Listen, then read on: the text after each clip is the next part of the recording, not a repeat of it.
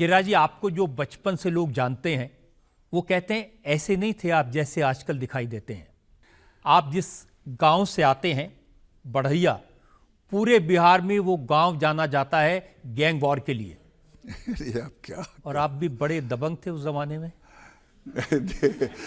देखिए रजत जी, आप कहाँ कहाँ से निकालते हैं। न मेरा गांव गैंगवार में रहा, हाँ दबंग जरूर रहा, और न मैं दबंग था। आपके नाम से इलाके के लोग घबराते थे? ना ना ना ना ना, ऐसा ना कहें। मैं तो बहुत सरल हूँ और मैं अपनी सरलता के लिए ही जाना जाता हूँ। कहाँ से आपको लोगों ने कह दिया कि मैं दबंग हूँ? मैं तो कभी दबंगता नहीं की, आज तक कुछ दबंगता नहीं की, एक चाकू तक नहीं रखता हूँ। तलवार रखते हैं क्या? देखिए, तलवार की बात आपने छेड़ा है तो मैं सनातनी हूँ, और आज जो हालात बन गए हैं देश के, उस हालात में मैं सबसे प्रार्थना करता हूँ कि हमारे देवी देवताओं के हाथ में अस्त्र भी है, शस्त्र भी है, हम दोनों के उपासक हैं। इसीलिए मैं कहता हूँ हर सनातनी के घर में शस्त्र और अस्त्र दोनों रहना चाहिए।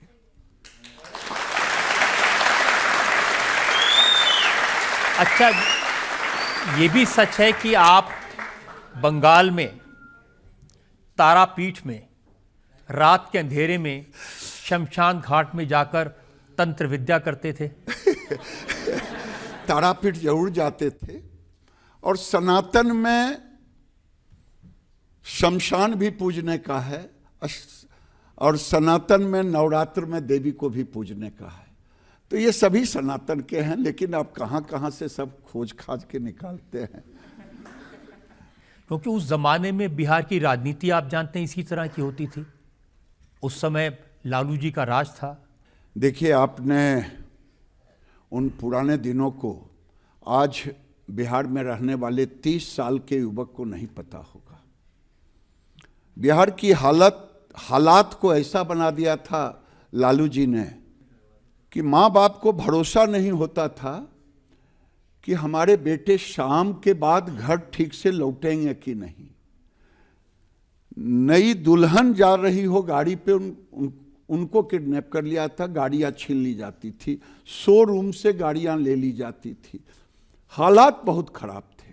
आज इसलिए भी कहता हूं कि बिहार में भगवान न करे कि फिर से कभी जंगल राज आए, लालू जी का राज। मैंने तो ये सुना था उस जमाने में कि जो ब्राह्मण थे या जो लाला थे या जो भूमिहार थे, वो बच्चे अपना सरनेम बदल लेते थे।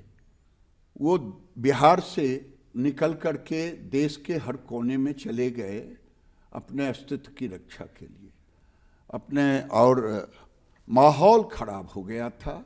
आज भी जब पुरानी चीजों को लोग, नए बच्चे सुनते हैं, उनके अंदर भी दहशत पैदा हो जाता है। आपने तो वो जमाना अच्छी तरह से देखा है।